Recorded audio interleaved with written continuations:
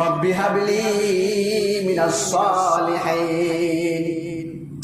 ইব্রাহিম নবী 80টা বছর ধরে রব্বুল আলামিনের কাছে দোয়া করেন, আল্লাহ 80 বছর হয়ে গেছে, একটা সন্তান নাই, আপনি আমাকে একজন নেককার সন্তান দান করেন। রব্বি হাবলি মিনাস সালিহিন। রব্বুল আলামিন আল্লাহ আপনি আমাকে একজন কি সন্তান দান করেন? নেককার সন্তান। 80 বছর দোয়া করতে করতে এক পর্যায়ে আল্লাহ বলেন, ফাবাশশারনাহু বিগুলামিন হালিম। ইব্রাহিম নবী 80টা বছর ধরে দোয়া করছেন, আল্লাহ আপনি আমাকে একজন নেককার সন্তান দান করেন। সেই দোয়ার বদৌলতে, দোয়ার কারণে রব্বুল আলামিন 80 বছর পর একজন নেককার সহনশীল সন্তান আল্লাহ ইব্রাহিম নবীকে দান করলেন। বলেন সুবহানাল্লাহ।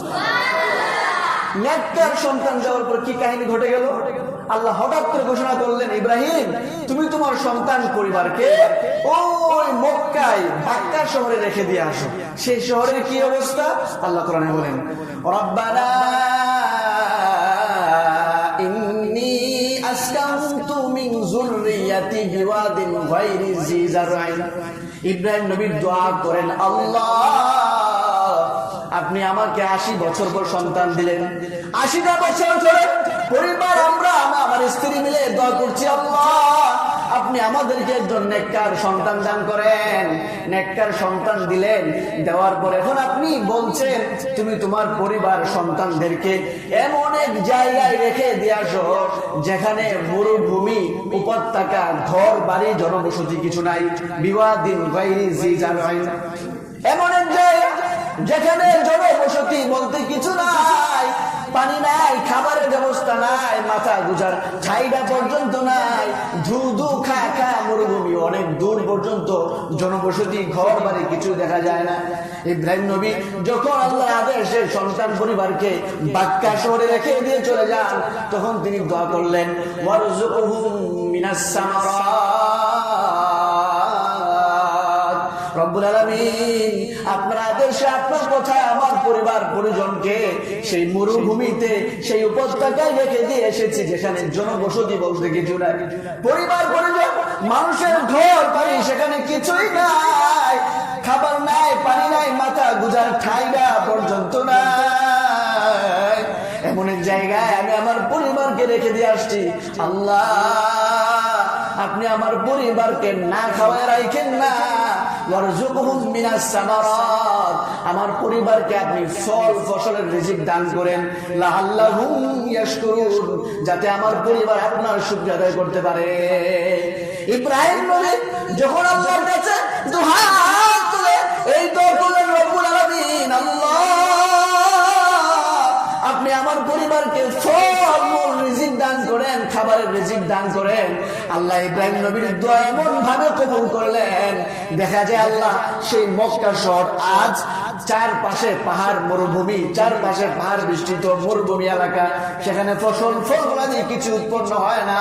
তাফসিরে মারিফুল কোরআনে আল্লামা শাফি লেখেন, তারপরে দেখা যায় এই শহরে এত ফসল ফলমূল খাবার রব্বুল আলামিন দান করেন, কোন বছর খাবারের ফসল ফলাদির সংকট, খাদ্য সংকট, দুর্ভিক্ষ আসছে এমন কোন রেকর্ড কখনো পাওয়া যায় না। বলেন সুবহানাল্লাহ। শুধু কি তাই, হজ্জের মৌসুমে, ওমরার মৌসুমে লক্ষ লক্ষ মানুষ আল্লাহর ঘর জিয়ারত করার জন্য মদিনায় যায়। সে মদিনায় গিয়ে খাবার, ফল ফসল ওদের মাঝে বন্টন করা হয়, ওরা নিজেরাও খায়, ওদেরকে দেয়। দেখা যায় তারপরও রিজিকের মধ্যে কোনো সমস্যা এবং সংকট কখনো পড়ে না, ঠিক কিনা বলেন? পাশাপাশি প্রতি বছর হজ কুরবানির মধ্যে হাজার হাজার লক্ষ লক্ষ হাজিরা কুরবানি করেন, গরু জবাই করেন। দেখা যায় এত গরু, এত কুরবানি করার পরেও একটা বছরও গরুর সংকট পড়েছে এমন ইতিহাস কখনো পাওয়া যায় না। বলেন সুবহানাল্লাহ। এই যে ইব্রাহিম নবী দোয়া করছিলেন, ওয়ারযুকহুম মিনাস সামারাত, আল্লাহ আপনার কথা, আপনার আদেশ অনুযায়ী আমি আমার পরিবারকে সেই মরুভূমিতে রেখে যাচ্ছি যেখানে খাবার নাই, পানি নাই, মাথা গুজার ছাই নাই। আমার পরিবারকে আপনি রিজিক দিয়েন, ফল ফলাদির ফসল দিয়ে রিজিক দিয়েন।